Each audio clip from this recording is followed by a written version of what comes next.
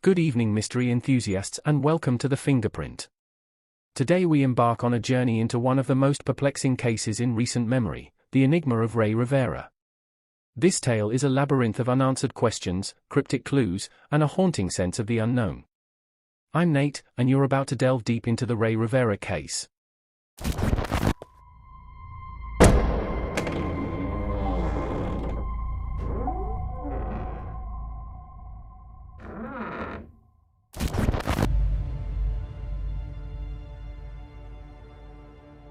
Rey Omar Rivera was born on June 10, 1973 in Madrid, Spain. His family then moved to Southern California, where he was raised along his brother and sister. He was very athletic, 6'5", and a water polo player. All his friends and family described Rey as funny, always laughing, and had a great sense of humor. Rey had a passion for screenplay writing, and his dream was to become a director. So he and his wife Allison stood in California for a while.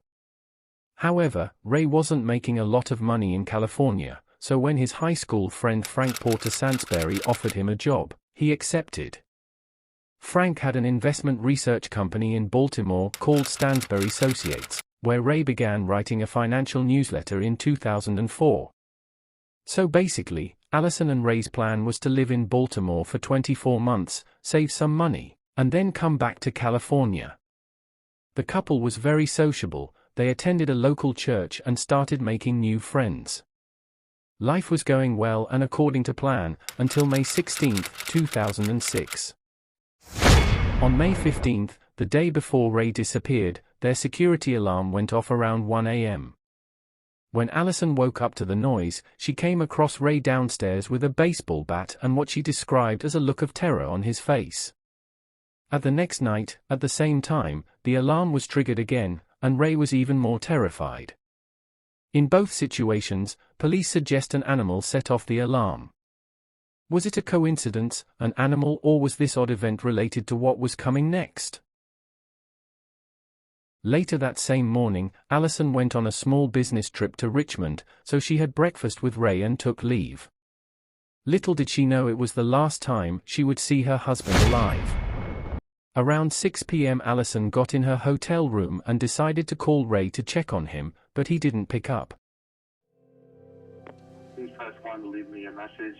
Pulse el número 1 para dejarme un recado. No, gracias.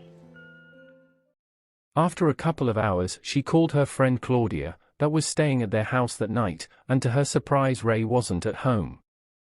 Claudia said that around 6:30 p.m. he received a call and left in a hurry, without explanation.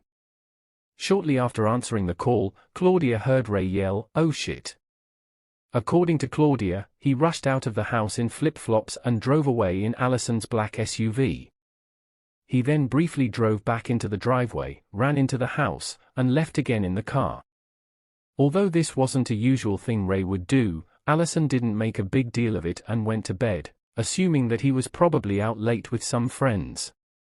At 5:30 the next day, Claudia called Allison and told her Rey still wasn't home, and so she decided to drive back to Baltimore right away. In her way back to Baltimore, she called everyone she knew asking for help, including Rey's brother, Angel, that immediately took a plane to Maryland. By the time Allison returned home, Rey still wasn't there. But, oddly enough, his laptop was still on the kitchen counter along with his Invisalign, a bag of chips, and a sparkling water drink. Later that day, Allison called the Baltimore Police Department to report her husband missing. By the end of the day, Rey's parents and brother, Angel, and sister arrived in Baltimore to help find Rey. Allison's parents arrived shortly after, as did some of the couple's close friends. Allison started calling everyone that could possibly know where Rey was. She gave a description of how he looked and also shared his car's license plate, but no one has heard from him, not even the hospitals. Rey's friend Porter even decided to put up a reward of $1,000 and was able to get the media's attention. On May 22, almost 1 week after Rey went missing, Allison's parents spotted the SUV near a historical 14-story building called the Belvedere. The parking ticket showed the vehicle was parked on May 16, the day he left home. Nothing was found inside the car. Interestingly enough, this parking lot was very close to Rey's workplace. On May 24, some of Rey's co-workers decided to search for him, and they had the idea to look over the top level of the parking garage next to the Belvedere. Suddenly they spotted a narrow and small hole on the second floor of the extended building of the Belvedere. The co-workers got an uneasy feeling and called the police. When the police arrived, they rushed to the Belvedere's conference room, where they believe was right under the hole. What they saw next was extremely disturbing and ended their last hopes of finding Rey alive. The sunlight through the ceiling hole exposed the severely damaged body of Rey Rivera, sprawled out on the floor. Decomposition had already set in as Rey's body had been lying in the room for over a week.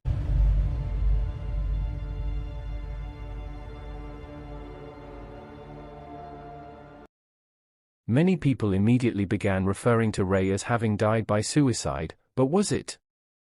Due to the time it took for Rey to be found, the investigation turned out to be even more difficult, as the evidence were not in the best condition and the body was already decomposing.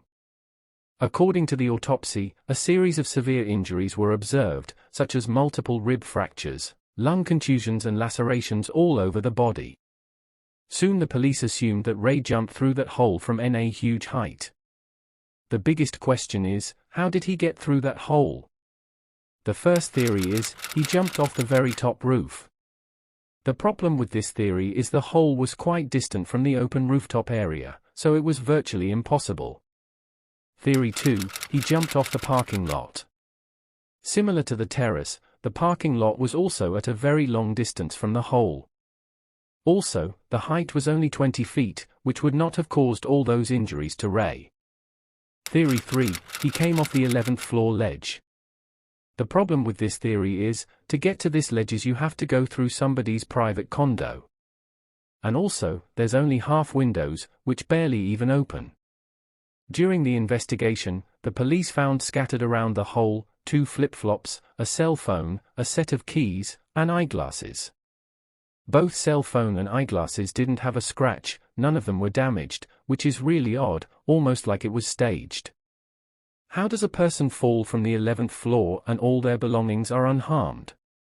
What makes it even more bizarre is that no Belvedere employees, residents, or customers in the lobby, restaurants, or bars, clubs, saw Rey. Besides that, none of the Belvedere video camera recordings place Rey inside or outside of the building on the evening of May 16. Conveniently, the Belvedere video roof cameras were disconnected on May 16.